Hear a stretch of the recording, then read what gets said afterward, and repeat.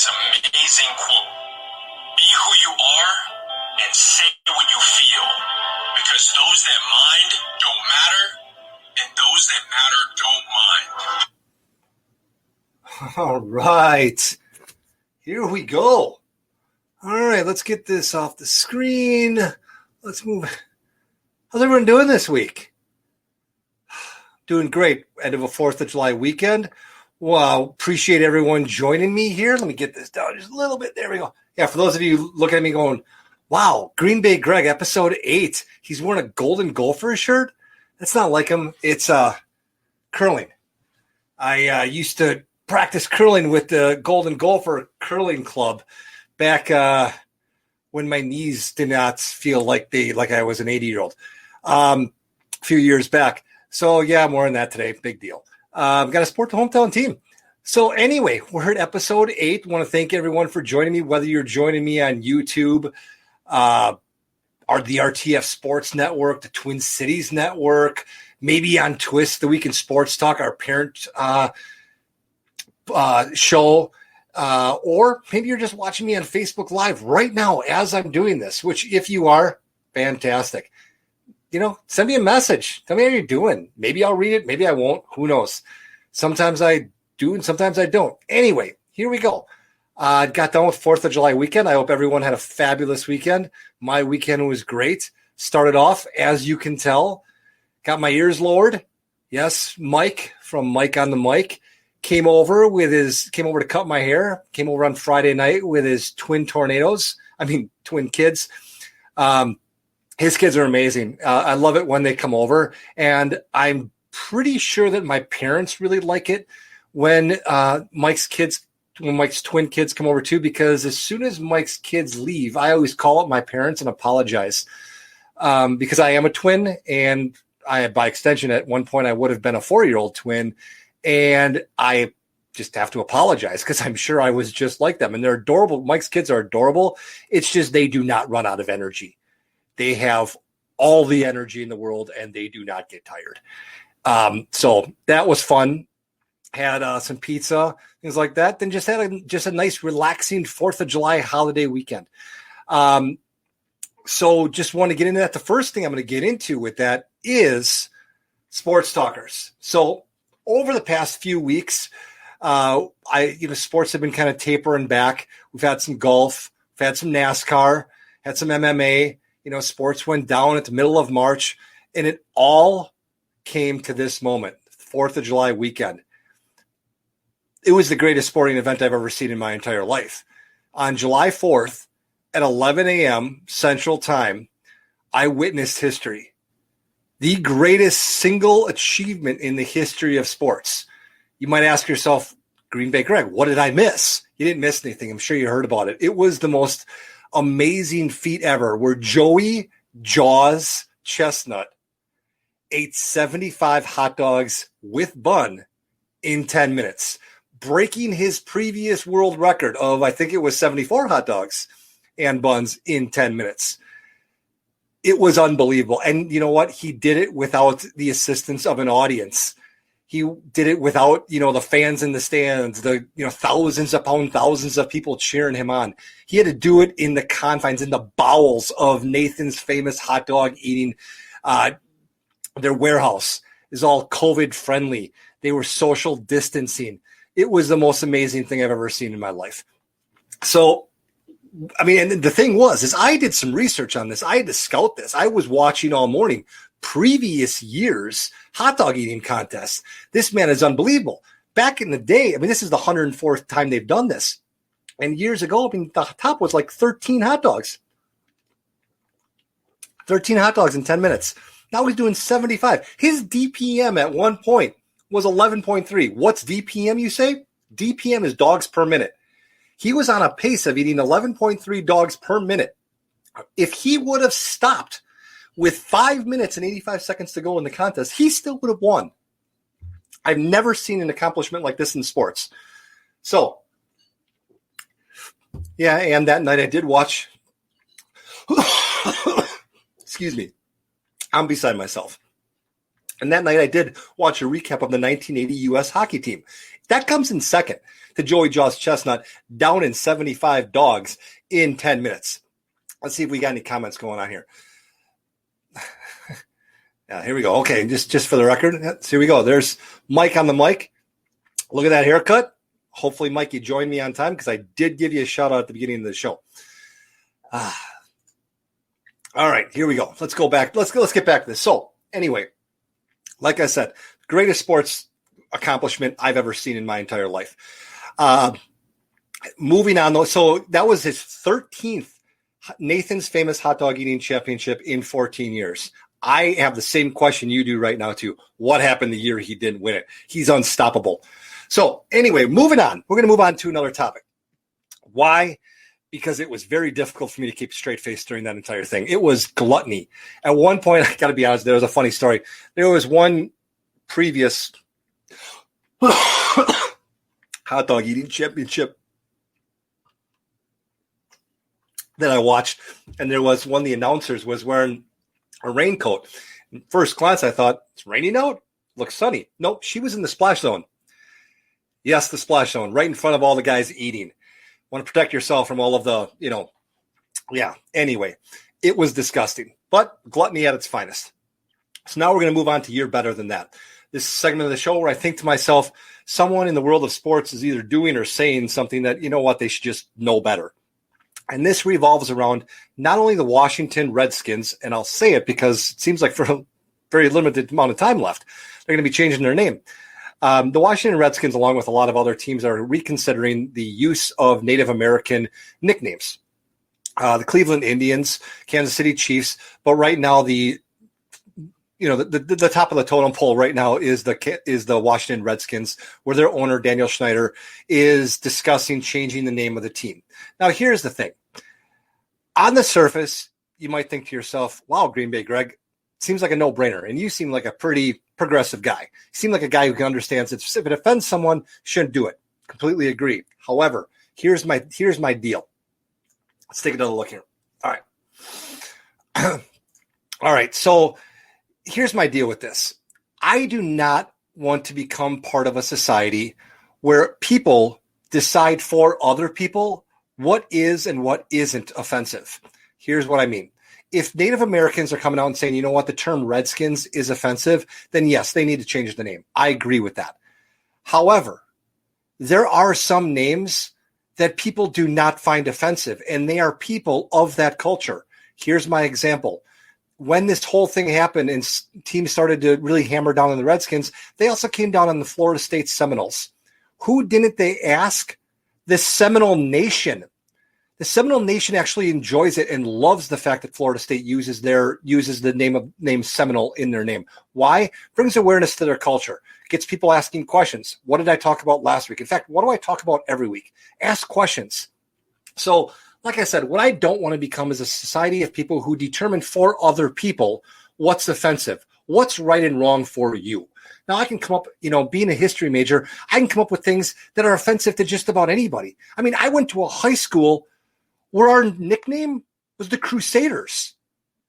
I don't know if anyone's gone far enough back in a history book, but in the 1400s, Crusaders from Western Europe used to go to Eastern Europe, and I'll simplify this. They used to say to people in what's now the Middle East, do you believe in God, in Jesus Christ as your savior? And if someone said no, they would kill them. It was one of the original forms of genocide. So is that offensive? Spartans. Most people think, wow, Spartan warriors. Well, about 2,300 years ago, Spartans were all slave owners. So what are we going to determine is and isn't offensive? Let's let the people who are part of that culture determine if they are offended or not. And here's the other thing, too, to keep in mind.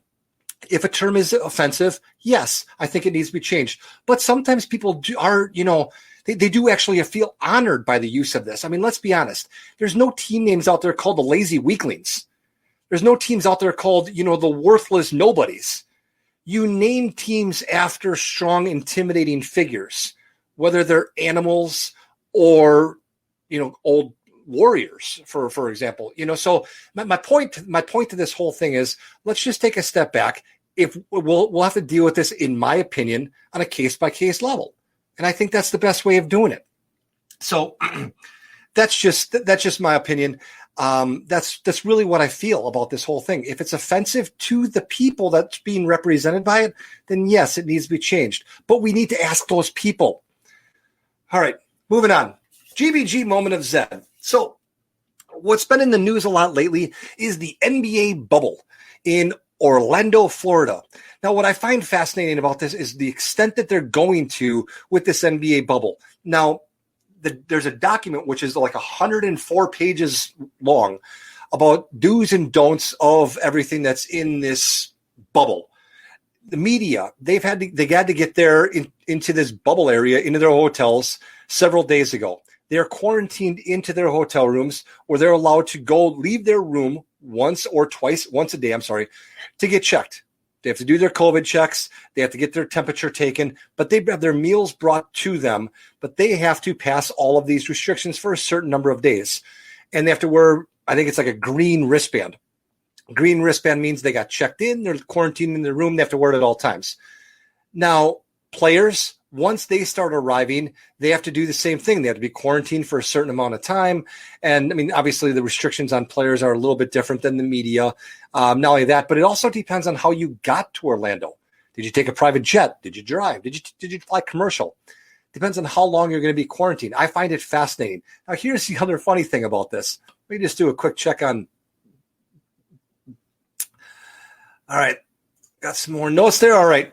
So anyway, what I find fascinating about this too is once you've passed the protocol to work inside the bubble but not be quarantined in your room, you have to put on an arm bracelet. What's the arm bracelet do? It actually is going to check for several things. One of them is it's going to check your temperature. If you start to spike a fever, it'll be able to check. It also will have an alarm that will go off if you get within 6 feet of someone else wearing an arm brace, wrist bracelet. I find it fascinating. Now, is it overkill? I don't know. But like I've been saying on Twist, The Week in Sports Talk, and on this show for several months now, it seems like the NBA is doing the right thing every step of the way. And good for them. You know, is it overkill? Is it not? You know what? Who cares? They're doing whatever it takes to get sports back. And yes, I get it. We're going to have to watch the NBA playoffs and the NBA finals from the comforts of our own living room because, you know, they're not going to allow fans in the stands. You know what? It's a small sacrifice. I find it, fascinating what they're doing and to what extent they're going to actually, get the product out there. And they're also, the other, great thing about it is they're doing all this, in preparation so it doesn't stop. They're not going half-assed at this, Major League Baseball, to have it shut down after a week. They're doing everything they can to go from start, play their 8-10 games, whatever it is, then start up the playoffs. I say good for them, nicely done. So we're going to move on a little bit to outside the arena. As a smooth transition, I'm going to talk about the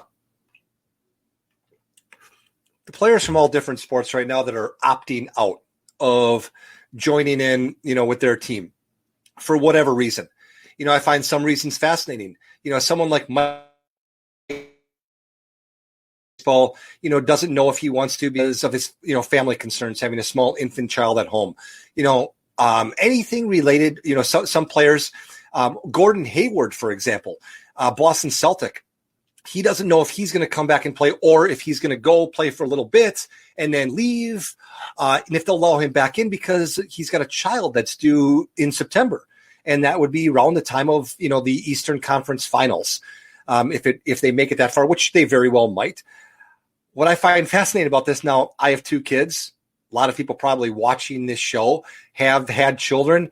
I understand it's not like clockwork. You don't, dial a number on the phone and 9 months later you get a baby. I get it. But at some point when Gordon Hayward and his wife found out they were pregnant, they probably looked ahead on the calendar and thought to themselves, this is going to work out great. The basketball season hasn't started yet, and you can be there for the birth of the child and not have to disrupt any of your preseason training or anything like that. Well, then COVID hits.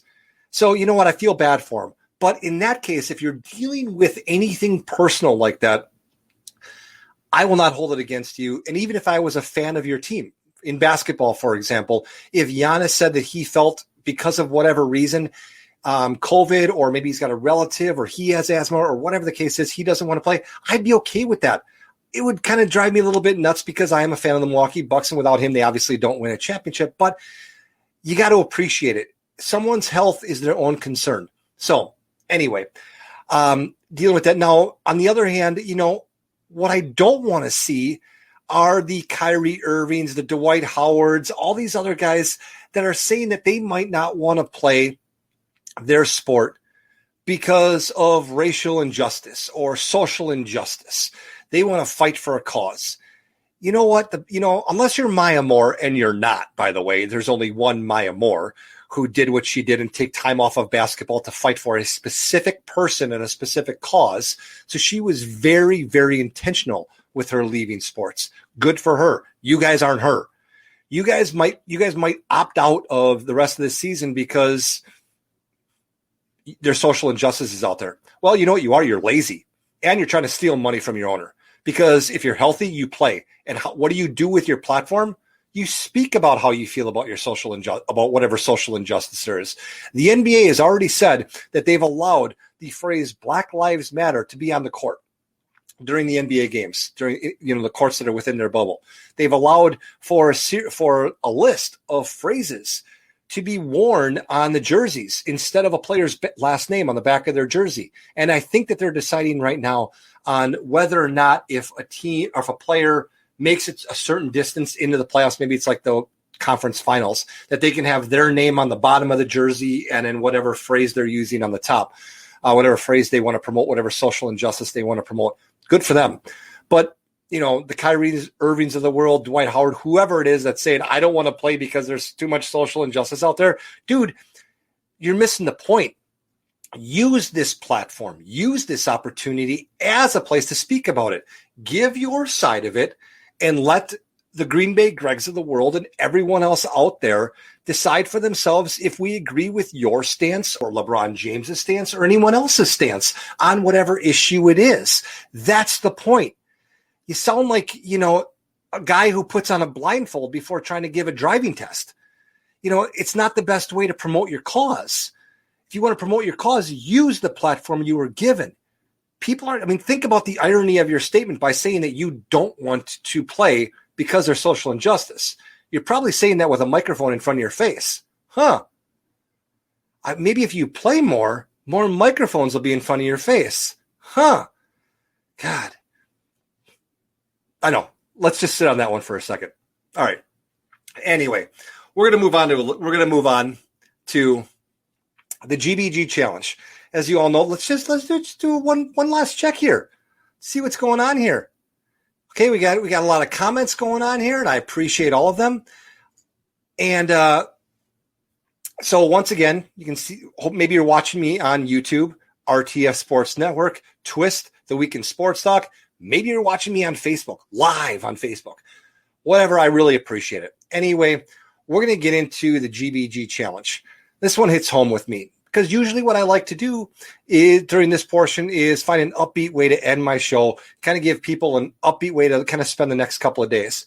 What I would really ask everyone to do is something simple, something I've been doing for about a month now, maybe a little longer. I wake up every morning and intentionally say to myself, today is going to be the greatest day of my life. It's that simple. I say today is going to be the greatest day of my life. And what happens along the way throughout the course of the day, anything positive that happens to me, it feels like it's about 10 times better. Why? Because today's the greatest day of my life. Now, if anything unfortunate happens to me, I can deal with it. Why? Because nothing all that bad can really happen to me on the greatest day of my life. So it kind of sounds sophomoric and it sounds very immature. However, sometimes I think what we need to do as a society is keep things simple. And if we wake up every morning and say, today is going to be the greatest day of my life, it's amazing all the blessings that you'll see in front of you. I know for a fact I've had the greatest month of my life. Why? Because I knew it was going to happen. Everything that happened to me, I knew was going to be great. And I saw the greatness in all of it. And if I would have gone through any one of those days over the past month, 5 weeks, whatever it was when I started doing this, there was no date attached to it. Whenever I decided to do that, if I would have been ho-hum, in a glum, in a depressive state, head bowing down, not paying attention, not seeing all the greatness around me, I might have missed out on some awesome things that I've been a part of. But what I've been able to do is notice them, notice everything around me. And you know what? I know that there's still things going on out there. I know that we're dealing with a pandemic. I know that we're dealing with injustices that need to be rectified. But you know what I'm also not doing? I'm not finding fictitious things to complain about that aren't part of those things. I'm finding blessings out there. I'm finding things out there that's making life better. Ways that, it's something goes on and I see, the silver lining in it. Something goes on that maybe on a typical date to, Green Bay Greg from 4 years ago might have thought, oh, well. But you know what I see right now? An amazing thing happening. And yes, today is the greatest day of my life. And you know what? Tomorrow is going to be even better. I just know it. Because once you start saying it often enough, you're going to believe it. And that's what I ask everyone to do. Go through your days, every day, one day after another, and just say to yourself, today is the greatest day of my life. And eventually you're going to believe it, and you're going to see all the blessings around you. You're going to see the magic happening. So anyway, I really appreciate everyone being a part of this. Honestly, I do. I know there are comments that I didn't get to. I got some notes here, just a page full of notes with my topics and the subjects on it. And once I get going, I'm like one of Mike's 4-year-old twins. You can't stop me. There's no stopping me until I hit the 23-minute mark. Then I got to go.